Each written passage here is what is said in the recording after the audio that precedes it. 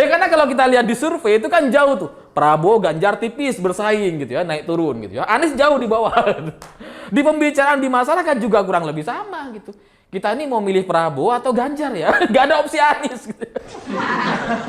Makanya dengan kepanikan itu, karena Demokrat kayaknya membuka peluang capres gak harus Anies Baswedan.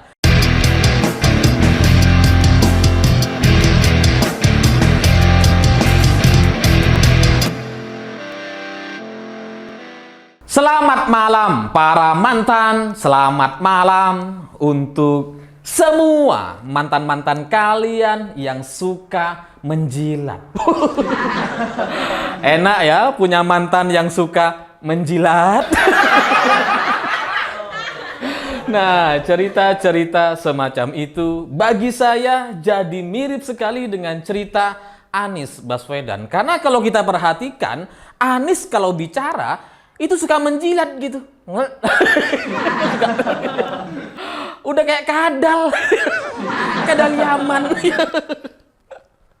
Ya karena kalau kadal Indonesia saya belum pernah lihat. Kalau kadal Yaman pernah tuh, pernah lihat. Emang nggak gitu? Ya karena sejak kemarin ada banyak orang yang inbox saya di Instagram, Facebook, dan WhatsApp yang pada intinya mereka meminta saya untuk membahas soal Anies Baswedan. Karena dalam pidato Anies yang terakhir, dia menyebutkan bahwa pembangunan jalan di era SBY itu jauh-jauh lebih banyak dibandingkan Pak Jokowi katanya. Jadi pembangunan jalan di era SBY itu 7-20 kali lipat dibandingkan Pak Jokowi hari ini. Itu membuat banyak orang tersinggung. Kok bisa? Ya karena menurut Anies gitu ya, pembangunan jalan nasional di eranya Pak Jokowi, yang jalan-jalan yang digunakan oleh rakyat yang tidak punya dana, yang tidak mampu berbayar, jalan-jalan gratis, itu hanya 590 km katanya. Sementara jalan yang dibangun di eranya SBY itu mencapai 11.800 km. Jadi jauh lebih banyak SBY, 2 kali lipatnya. Ya setelah saya coba cek dan perhatikan, memang ini adalah data dari BPS gitu. Dan untuk orang-orang yang selama ini bekerja di pemerintahan atau memperhatikan kinerja pemerintah, kita itu sudah terbiasa dengan dua data. Data PUPR dan data BPS, selalu begitu gitu. Begitu juga dengan soal kesehatan, itu ada dua data tuh. Data Kemenkes dan data BPS. Dan biasanya itu selalu berbeda gitu. Untuk semua orang yang pernah bekerja di pemerintahan atau orang-orang yang memperhatikan kinerja pemerintah, udah pasti tahu soal ini. Dan Anies nampaknya juga pasti tahu gitu. Kalau nggak tahu ya bodoh banget. Masa capres nggak tahu ada dua data sih gitu ya. Ya karena kalau kalian tanya ke pejabat manapun, ke menteri manapun, ke dinas-dinas manapun di berbagai kementerian, jawabannya akan sama. Biasanya data kementerian itu berbeda dengan data BPS. Kenapa? Karena data di BPS itu umum gitu. Semua data ada di sana gitu. Sementara data kementerian itu lebih spesialis seperti PUPR misalkan. Kalau kita bicara soal pembangunan infrastruktur dan sebagainya, jelas lebih detail di PUPR. Karena mereka pusat datanya, karena mereka memang spesialis membahas atau mencatat data-data pembangunan yang mereka lakukan selama dalam pemerintahan beberapa tahun terakhir gitu. Kalau BPS itu ya umum gitu. Data apa aja ada di BPS, makanya kemudian data di BPS itu jarang sekali digunakan sebagai rujukan. Nah kalau Anies hari ini menggunakan data BPS, yaitu cuma tujuannya untuk menjilat SBY kayaknya gitu ya. Ya karena kalau kita perhatikan gitu ya, memang selama ini ada kelemahan di sinkronisasi data. Sehingga Anies itu nampaknya mencoba mencari data gitu ya, yang bisa menaikkan nama SBY dibandingkan Pak Jokowi. Dan ketemulah data BPS. Meskipun di sisi lain saya sangat yakin Anies itu pernah jadi menteri. Saya sangat yakin dia sebenarnya tahu ada data PUPR. Dia pasti tahu gitu. Karena dulu ketika dia jadi menteri pendidikan, dia juga udah tahu ada dua data yang berbeda antara BPS dan data kementerian dia sendiri. Nah hari ini kalau tiba-tiba Anies berpidato seolah-olah nggak tahu, ya itu tujuannya cuma untuk menjilat SBY aja. Ya karena kalau kita melihat data dari PUPR di era SBY, itu jalan nasional yang dimaksud Anies Baswedan yang jalan-jalan gratis yang nggak perlu bayar, nggak seperti jalan tol itu hanya bertambah 3.941 km. Sementara di era Pak Jokowi, itu bertambah 8.395 km. Sehingga dari jalan nasional pun gitu ya, yang dianggap menjadi titik lemah era pembangunan Pak Jokowi dibandingkan SBY gitu ya, tetap menang Pak Jokowi. Ya karena kalau kita bicara soal yang lain-lain, jalan tol, pelabuhan gitu ya, terus kemudian jembatan dan sebagainya, ya udah SBY itu nggak bisa dibandingkan. Kecil banget soalnya.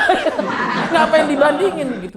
Jadi Anies dengan kecerdasannya, ya karena dia dosen, dia paham soal data, dia pernah di kementerian gitu ya, dia pernah menjadi menteri, maka kemudian dia menggunakan kecerdasannya untuk membohongi orang-orang gitu. Dan ini bukan cerita baru. Di Jakarta dulu dia juga sudah melakukan itu. Seperti rumah DP 0 rupiah yang katanya ini keberpihakan. Bisa ini untuk masyarakat semua orang di Jakarta.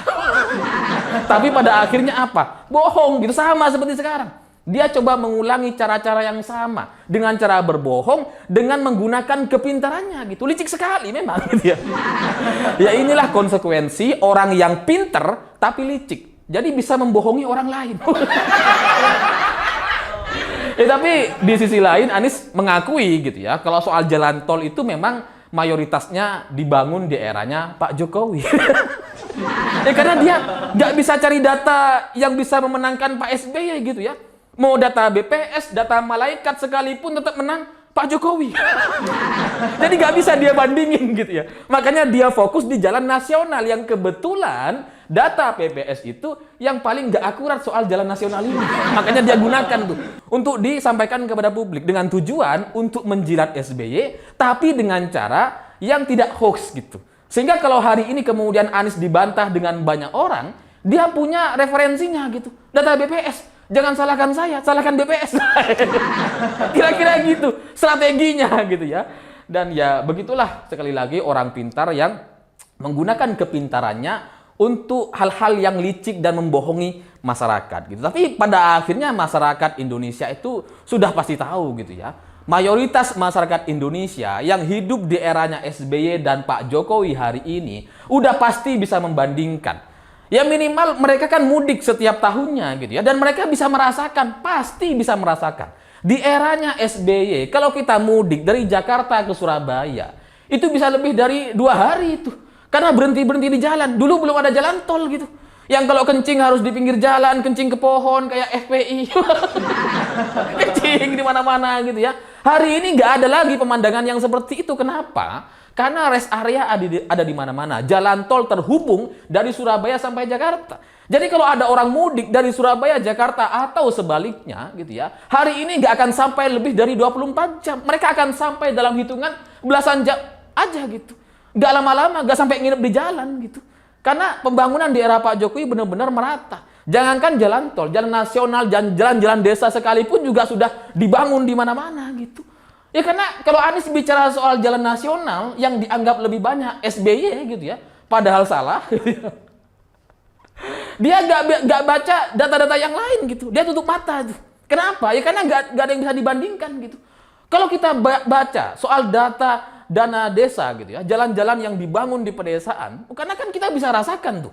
Hari ini orang desa kalau datang ke ke ladang mereka masing-masing untuk bertani gitu ya, atau untuk panen dan sebagainya, mereka udah nggak jalan kaki dan mereka udah aman naik motor kemana-mana itu ke desa-desa, masuk jalan gitu, masuk ladang gitu, karena adanya dana desa gitu.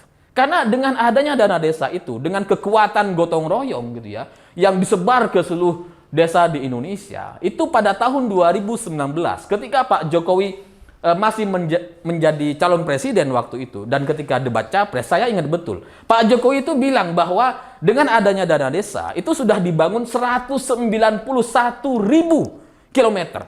191.000 kilometer, bukan 191 aja gitu ya, ribu nih, ada ribunya ini.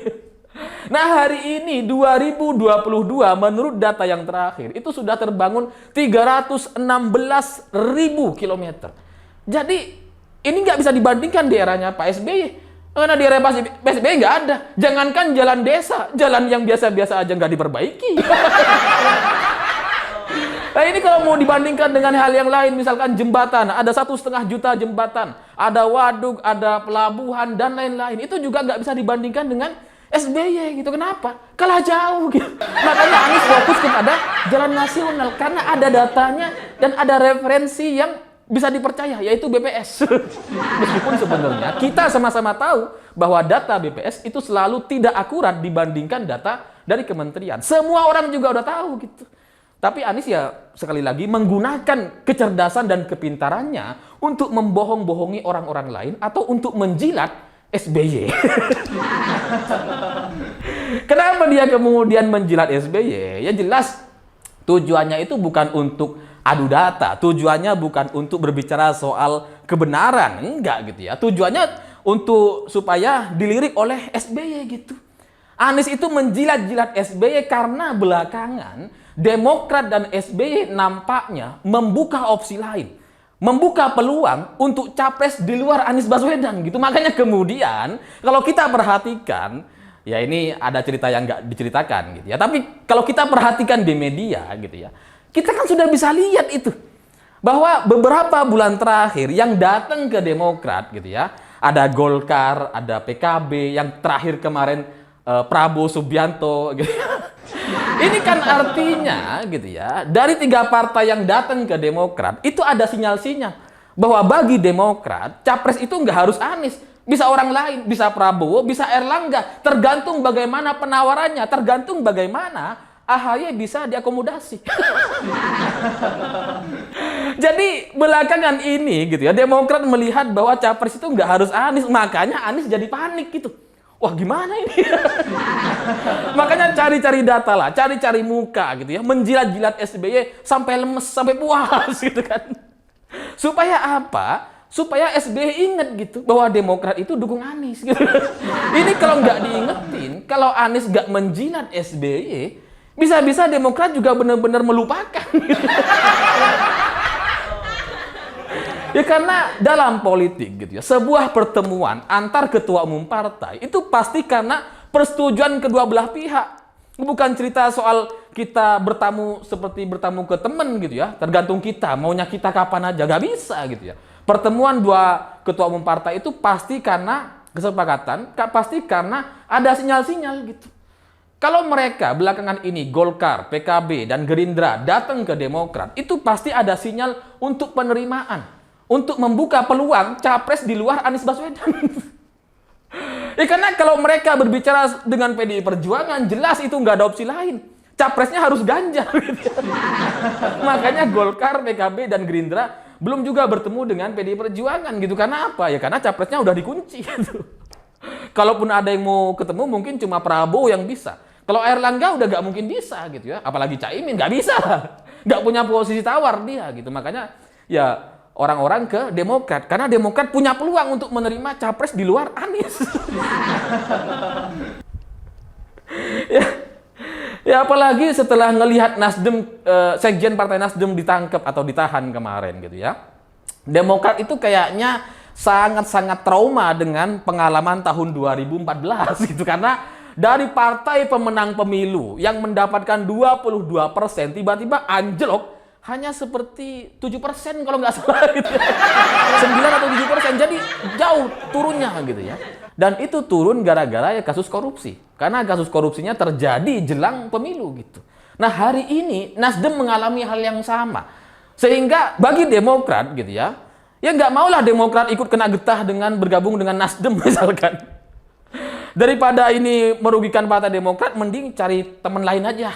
Udahlah, Nasdem biarin sendiri, terserah deh gimana nanti. Ya karena Demokrat mengalami itu dulu gitu.